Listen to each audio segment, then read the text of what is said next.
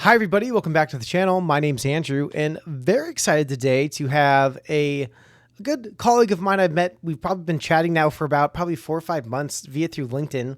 Realized we had some kind of similar interests and kind of similar giving back to the community and kind of helping our community grow within cyber. The one, the only, Chad Butler. Chad is a current CISO and also the founder of DevSecOps. And Chad, I'll kind of pass it over to you to give a quick introduction. Yeah. Hey, thanks for having me on. My name's Chad. I founded Mission InfoSec about 1.5 or 2 years ago after going through a layoff, and decided to found my own company and go out on my own. Done some consulting with Mission InfoSec, and also launched a couple courses. One to help people in their career pursuits, to sort of up level how they do resumes and interviewing and negotiation and stuff like that. And then the other one is, as you mentioned, DevSecOps. It's a course specifically designed to help people sort of integrate security checks within the development pipelines and such, using DevSecOps principles. That's me. Well, awesome. And we're going to be diving into that a little bit today. So I'm very excited to kind of get some more of the nitty gritty on what that all entails and kind of how and why that came about. But I'm going to hit you with the first question that we hit everyone that comes on the channel. So cybersecurity, Chad, is not usually the first choice that we are telling our teachers when we're going through first grade of what do you want to be when you grow up.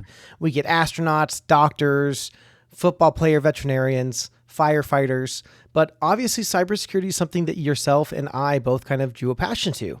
What's kind of your story of what made you break into cyber? Yeah, it's always been something that's been interesting to me before I even knew it was a career path. And so, like, I grew up in the olden days of bulletin board systems and modems and stuff and text files. And one of the things I loved was the Jolly Roger's Handbook, the Anarchy's Cookbook, all of those things, and learning about lock picking and stack smashing and beige boxes and all of those things. And so I thought it was super interesting. Got into IT and sysadmin work, and I think my first job as a sysadmin, kind of left the help desk world. They were showing me the server room, and they're like, and that's the firewall. It was running on an old Slackware Linux box, and they're like, it's been hacked, and so we're replacing it. And I was Jesus. like, oh, that's actually kind of cool, and so I got to be a part of that process of replacing it with a new Linux, firewall, and it was just fascinating to me. Like, how did somebody get in? What were they doing? How do I protect that? And so that's kind of where my interest really peaked, was in that job. And it took several jobs before I actually got my first full-time security role. It was always kind of IT, sysadmin, help desk style work for a while until I finally got a full-time security gig. So, Chad, I had to ask the golden question because a lot of folks think that IT help desk is that entry-level kind of position in. Do you think there was a lot of skills that you took away from your time at help desk that made you a better engineer and DevSec and CISO that you are today? Yeah, absolutely. I mean, first of all, working the phones, I think it really forced me to communicate, listen, try to understand. I mean, I was trying to guide people who didn't know how to work a mouse and things like that. It really forces you to communicate well and to listen well. But then also, even as a sysadmin, I was, most of what I did, honestly, was helping people with their computer problems. So it was kind of like help desk, but people would come and grab me from my desk and take me down to figure out why the printer's jamming or whatever. And so I got exposed to a lot of things, things that, when you go right into a specialization, you just don't see. And so I super grateful for that. I got to see a lot of different things, and it was, my feeling is, there's security in all jobs. If you're interested in it, there's the opportunity to, volunteer for things, to go a little bit deeper, to figure those things out, and you just got to take the initiative. No, and I think you're nail on the head, because I think there's so many small things you can take away from having those personal interactions at being at a help desk level for communication, problem solving, having to kind of think on the fly. And just like you said, like you'd walk into your day and like people would pull you to your desk and like you don't know what you're going to expect. It could be, yeah, my mouse isn't working. Hey, my keyboard's acting up. My R key is making the T symbol. It's like, oh, well, someone switched your keys. I don't know why. But it's funny because sitting through the roles that you've gotten to through the past decade, you've probably had a slew of different folks come across your desk, from engineers, managers, directors, analysts, help desk even. So you've gotten to sit through a lot of the hiring process. And so I guess my follow-up question to that is, when you were looking at interviews and conducting your interviews, was there anything in particular that made certain candidates stand out as the best candidate? Or what was maybe your favorite thing to see on a resume when you were conducting those interviews?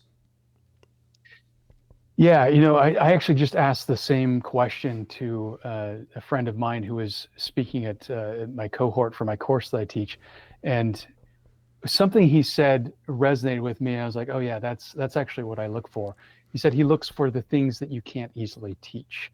You know, I can put somebody through a training course to give them a technical skill. I can, you know, put them through the certification, all that stuff. But what you can't teach are things like curiosity, and somebody who is just resourceful and will go and figure things out. And so when I had people come, you know, resumes come across my desk, I would look for things like, you know, what do you do outside of work? And you know, not that like I'm expecting people to just have this crazy grind of a life, but you know, when somebody's contributing to an open source project, or they're speaking at conferences, or they're volunteering to, you know, Girls Who Code, or you know, something like that, to me that shows that they're taking initiative. They're, you know, they're learning on their own, right? They're not just waiting for somebody to come and say, hey, go and do this. They're taking that initiative. They're building a home lab, or they're doing, you know, whatever. So things like that, I think, just really speak volumes to how engaged, how passionate, how resourceful someone is, and how much of an active learner they are. Yeah, the one thing I tell people when when they're trying to get into cybersecurity is, this isn't a field that you're going to jump into and like never stop learning. It is something that the environment that we're working in is always constantly changing. From 3 months to 6 months, there's new vulnerabilities that pop. There's 0 days that happen where you're having to find a new way to secure your environment. You're having to quickly work an IR event and conduct research. Yeah. No, 100%. And I guess that actually leads into our next question as well. Like, I know you and I have talked obviously a few times and also offline, but you are a course author, and obviously you're running your cohort and with the DevSecOps Pro. But what's that like? Was it difficult trying to kind of do this creation of, is it hard to make a course? I guess it's kind of like my first question, which I know the answer is yes, because you're having to take all the information and like kind of put it out there, and kind of, you just hope for good feedback, because it's just like it's like writing a book. I can imagine it's like you're writing this book, you're so excited, but like, okay, what are the critics going to say? But can you maybe share some like kind of like fun aspects and just maybe kind of worrisomes you had while you're creating these courses and trainings? Yeah, yeah, sure. I mean, I think one of the reasons it was attractive to me is, you know, as I've given talks and done training and such, it forces you to learn it really, really deep. Like if you want to learn something well, you go and teach it to somebody else, because you know, you got to understand it well enough that you can simplify it so someone else can understand it.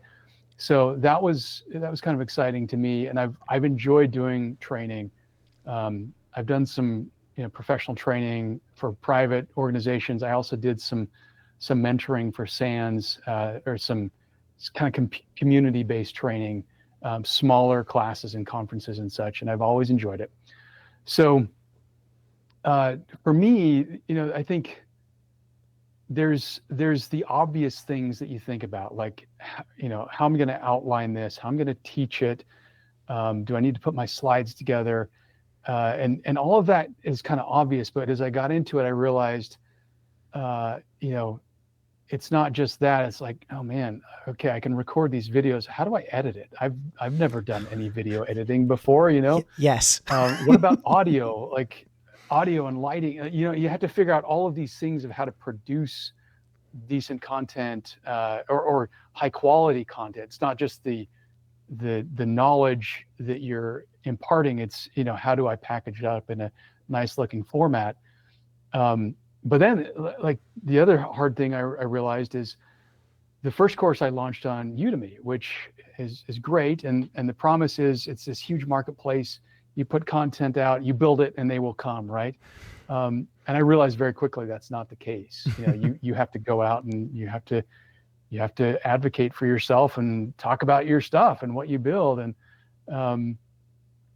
I found out very quickly that the traffic I was getting was from me going out and talking about it and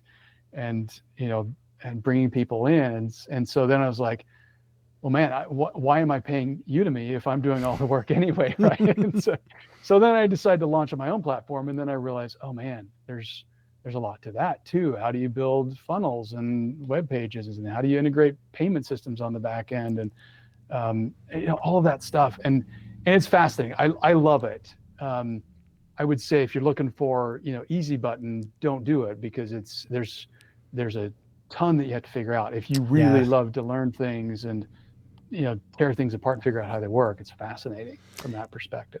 It's so funny. And we'll make sure we drop your Udemy courses in this video as well, because I totally didn't think about asking that before we started, but I'm like, oh yeah, I know I'm going to ask him about it.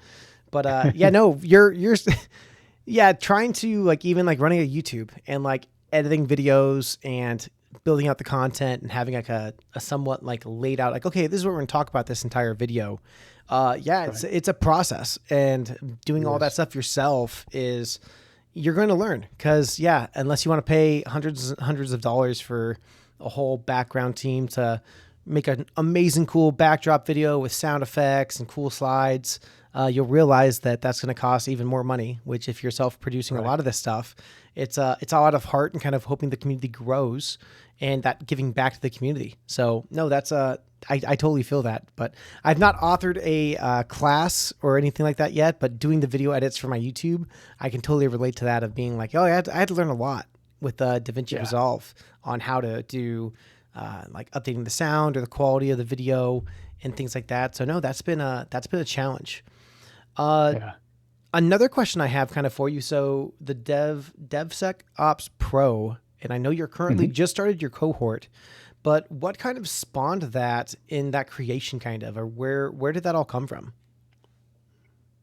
Yeah, so most of my security work has been in application security or product security. I had one short gig about a year and a half where I led all of security for Amazon Prime Air, the drone delivery program. But outside of that, it's been very application software security focused. And I've built 5 programs from the ground up. And what I found is that the application security people that I would hire, they knew things like how to do static analysis and how to run pen tests and how to do dynamic analysis and secret scanning, and they could teach you what you needed to do to fix it and all of those things. And everybody talks about, oh, we got to shift left, we got to integrate in CI/CD, and we got to make it just run in the pipelines and be really close to the developers. But when it came right down to it, that was foreign for security people. It was like, how do I actually do that? What is a pipeline? How do I build it in? How do I, make it seamless? And so what I found is that a lot of the program work that my teams were doing, we get to a point where we do everything we could, and then we were blocked because we couldn't integrate. We were totally dependent on another team, and that team was busy and they had other priorities that they were chasing. And so our program initiatives were blocked because we couldn't do it ourselves. And so that was kind of the initial spark that got me going on this. I like to be self-sufficient, and frankly, I think AI is changing things a lot. You've got a lot of code being developed by AI coding agents now, and so like there's no way we can keep up doing it manually and the way that we've always done it. If it's not automated, like it's just going to continue to surpass us, and we're going to be running to catch up and being left behind. Yeah, so, that and bogging down teams, exactly like you said. It definitely, I understand that bottleneck, because I've seen that at many of the organizations I've worked at, where it's like you get to a certain point, and if you don't hold that skill level and you have to pass it to another team, you're kind of in the whims of, okay, well, this is all we can do. So I totally can relate to that. And they're like, yeah, we'll put it on our backlog, right? Which is like Exactly. flipping you the bird. Yeah, we'll get to it. Okay, it's on a high Yeah, priority. Yeah, give us like 2 months. Like I need it done today. yeah, yeah, yeah. That's how it goes. So with DevSec, so can you kind of like maybe give like a high level, then maybe like even like a low level of like what is DevSecOps?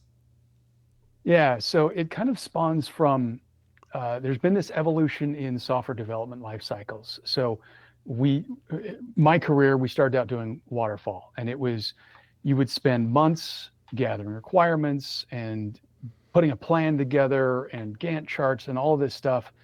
And it could take 6 months before you wrote your first line of code, and then you would code, and then you would test, and then you would release. And release was the first time customers saw it. It could be a year, multiple years into this project, and oftentimes it totally failed to meet the customer's needs.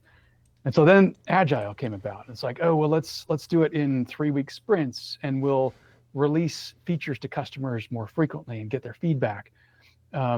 And then, of course, what happened is more features meant more breakage and outages. And so the operations folks were like, this sucks. You guys are coding faster, but you're breaking things, the old move fast and break things adage. Mm-hmm. And so DevOps came about. It's more of a cultural principle. It's like everybody owns this. If you write the code, you run it, you carry the pager. If it breaks, you get woken up in the night and you come and fix it. So DevSecOps is well, I should say DevOps is kind of this cultural mindset of things like, automate things, keep them lean, make sure you measure things, and more about building into the system instead of relying on humans. And so the idea is you should be able to release software several times a day instead of once every 3 weeks or once every couple of years. So DevSecOps is the idea of we can use those same cultural framework or those same cultural principles to inject our security testing at the same point where we're doing things like functional testing. Does it actually work and meet the customer's requirements? We can also check and make sure, are you committing secrets? Are you opening up SQL injection or cross-site scripting or whatever? And have it run right there so that if somebody commits some bad code, it's discovered at the time or as close to the time that it's introduced as possible, so that they see it, they get that immediate feedback. It stops the release, and they go and fix it, and then they continue. So, in a nutshell, I mean, it's more complicated than that, but that's kind of a high level overview. I honestly liked it, and I followed. So I guess a follow up question I have, because I know you're conducting your cohort and you're running an amazing special to get some folks in there to kind of get into DevSec work and this kind of program you're running.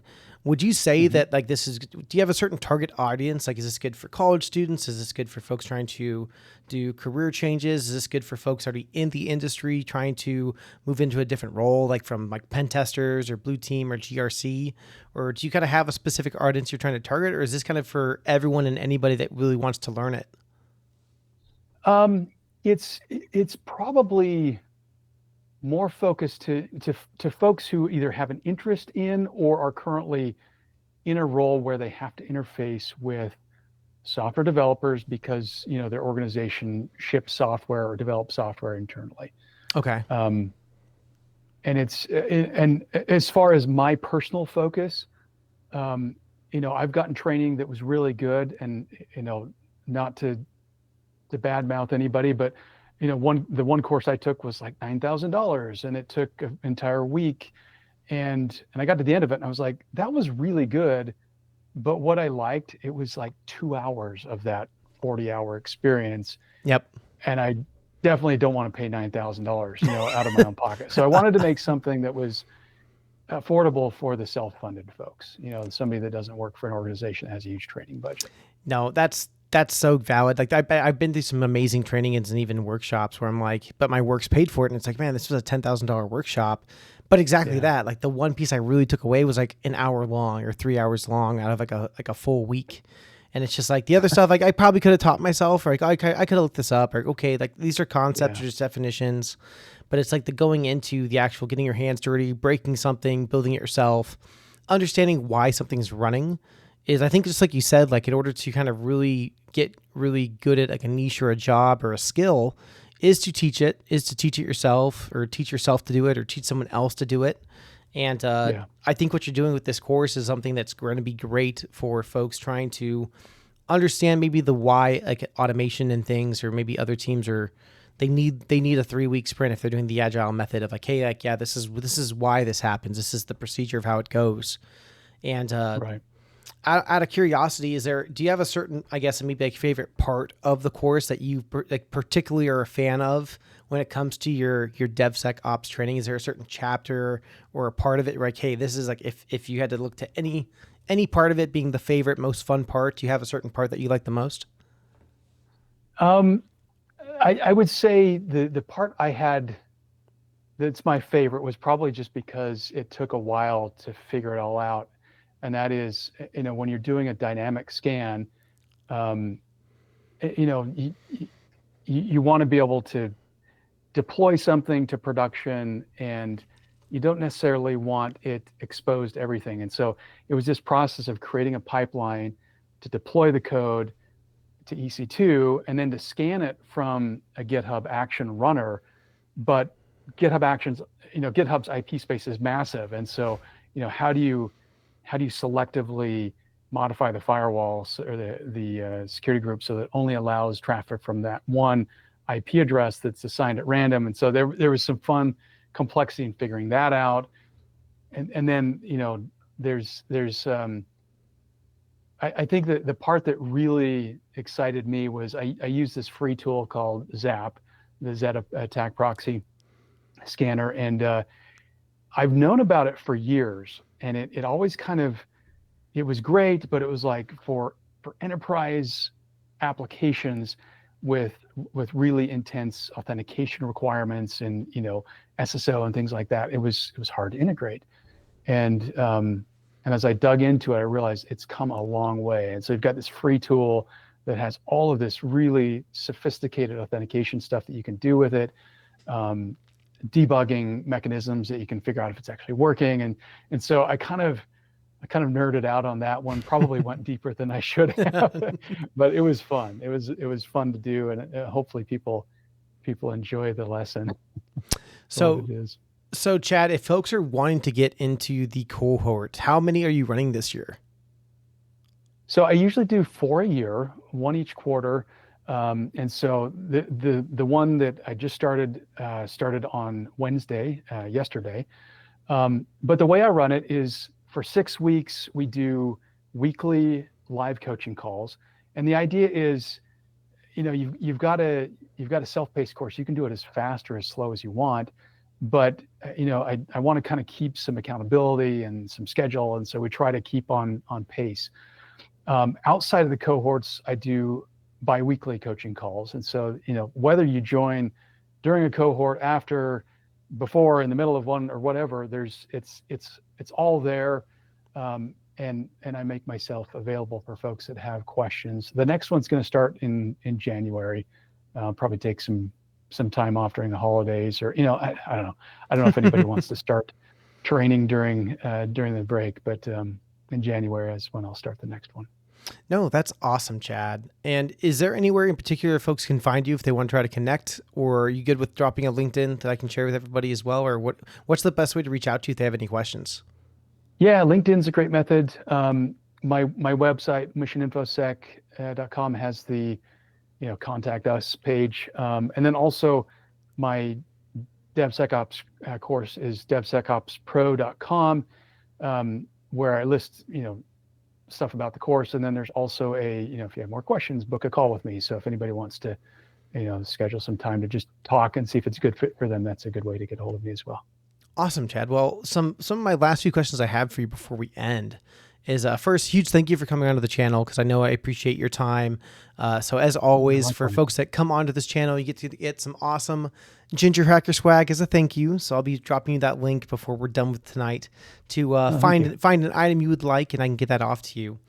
But I would say that when it came to your journey, was there anything in particular of breaking into cyber that you thought was the most maybe some would think that it might be hard or difficult to do, but it was actually not as hard as it's panned out to be.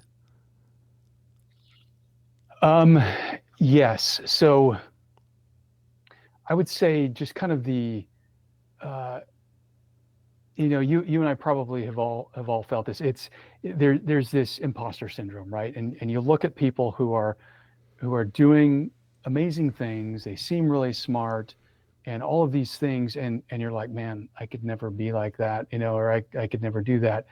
I remember at one point I was presenting at a conference on the OWASP Mobile Top 10, and one of the project members came and talked to me afterwards, and I, to make a long story short, I was concerned about some of the things that was happening there, and I was kind of upset by it, honestly. And so I'm like, I'm going to go and join the project team so I can, try to make this right.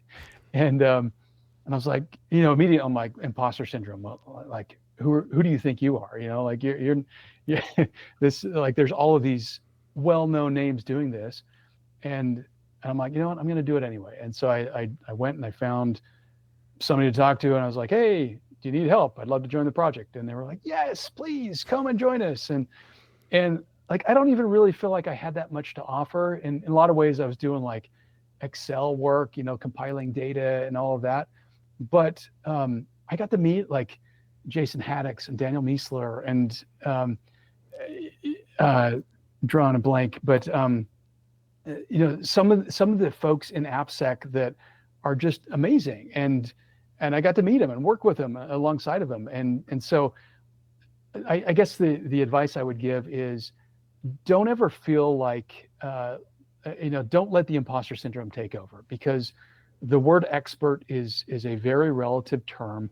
You may not be an expert to somebody who's been in the industry for 25 years, but there are plenty of people who have been in the industry for less time than you have, or who are trying to break into it, who you could help, and your knowledge and your experience is relevant. And so, just like volunteer, like share and help out, and you never know, like somebody will be looking at you the same way you look at your InfoSec heroes, and it's a cool way to just give back. No, and that's nail on the head. And it's crazy because I think I've talked to you about this too. Like, there's days where like I'm going through my work and I'm like, I'm on point. I know everything I'm going through. I can destroy like 15, 25 plus tickets a day, and I'm like, oh man, I'm on fire. And then there'll be a day where I'm like, I hit something, and I'm like, oh my God, like what is this? And like I'll spend like an hour or two on it, and I'm bashing my head against the screen. Then I'll hit up a coworker, and they're like, oh dude, it's right here. I'm like, oh my God. I'm like, how did I miss this? And it's just like, do I belong here? Did I pick the right field? Yeah. And no, man, imposter syndrome and burnout, I think, are huge. And so another thing I always tell people too is just like, yeah, make sure you're taking that time. Make sure you're taking the PTO. Take your 30-minute lunch break. Take your hour-long lunch break. There's a lot of folks I know that they like to work through their lunches and work through all their breaks that they could take. They're like, oh, well, there's just so much work to do. I'm like, well, exactly. But we need folks at the top of their game in order to make sure that they're not getting burnt out. And yes. I think what you're trying to accomplish here, Chad, with getting folks more involved into the DevOps side is really leveling up a lot of the folks on this playing field. And as I mentioned before, at some point, Chad wants to retire, Angie wants to retire, the John Hammonds and the network chucks want to retire. And by having these stepping stones to help kind of elevate folks into that next role, it's really going to help even out the playing field for our junior folks trying to level up into the middle senior range for their kind of skill sets. And so I think what you're doing is excellent. So I really do appreciate the kind of platform that you've put out and built. Because as I've been going through it too, there's a lot of cool concepts that I'm like, oh man, so this is how it happens. This is how the back end happens when the DevOps team is doing things. Being a blue teamer at heart, not getting to touch this kind of stuff. So really do enjoy the class so far. So thanks so much for putting that together. Thank you. But yeah, and then last but not least, before we cut loose for the end of the day, what's the last piece of advice you'd give someone trying to break into cyber? Yeah, so I would say the job market is crazy right now. I mean, that's obvious to a lot of people, I think. I would give the same advice that I give to my kids. I've got kids who are trying to get, typical high school type jobs right now, and I tell them all the time, you got to be willing to do the things that nobody else will do. You know, you got to print out your resume. And I know it's McDonald's, but go in there with a printed resume and shake the person's hand and look them in the eye and give them the resume. And now they've got something there physical that reminds them of you, right? And I know that doesn't directly apply to what we're doing, but we're in this crazy realm where AI is just dominating both sides of the recruiting field. And so what I tell people is like, I don't know, when I haven't been in the job application mode for about a year, but when I was doing it really hard and heavy, when a job would pop open, my first act was not to go and apply through the standard channels. I would go and find somebody, do whatever reconnaissance I could to find out who the hiring manager was, who the recruiter was, whatever, and strike up a conversation with them. You know, you look at LinkedIn, you can like somebody's comment and they get a notification. You can, comment on their post, they get a notification. You tag them on it, they get another, right? You can start to get your name in their brain. And then, I would share my resume over LinkedIn in a DM before I would ever go and apply through the automated tracking system, the ATS and all that stuff. Because I wanted them to expect my resume, to be looking for it, right? And so that's my advice, is be willing to do the things that everybody else isn't doing, because that's going to make you stand out. That's, it's just so standard for people to be lazy and use AI for everything. If you take the extra step and you show them you're an actual human, it'll make you stand out. So it's funny you say that. So it's like my buddy made a running joke, like, yeah, people are using AI to make their resumes that's going up against AI, that then's going through ATS, which is also using AI, which is then auto rejecting people. And it's just like the age of AI is among us, and it's like trying to use it for good and bad. It's just like exactly that. Like, spark up a conversation with an employee. I tell people when they're trying to do that OSINT work on that organization they're trying to find, like, yeah, find the next organization you want to go to, link up like a month or two or so before roles go out, which you don't know when a role is going to post, right? But find folks that are in the role you want to become and strike up those conversations on LinkedIn. Throw a message their way, like, hey, would love to connect.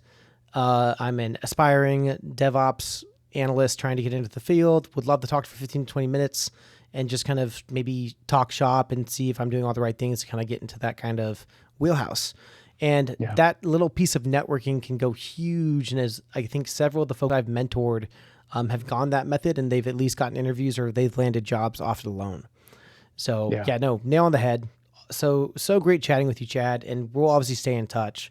But everyone, thank you so much for coming to this amazing episode. As always, I'll be dropping all the content and information on Chad's DevSecOps course and cohorts in the comments below. And as always, I'll catch you on the next episode.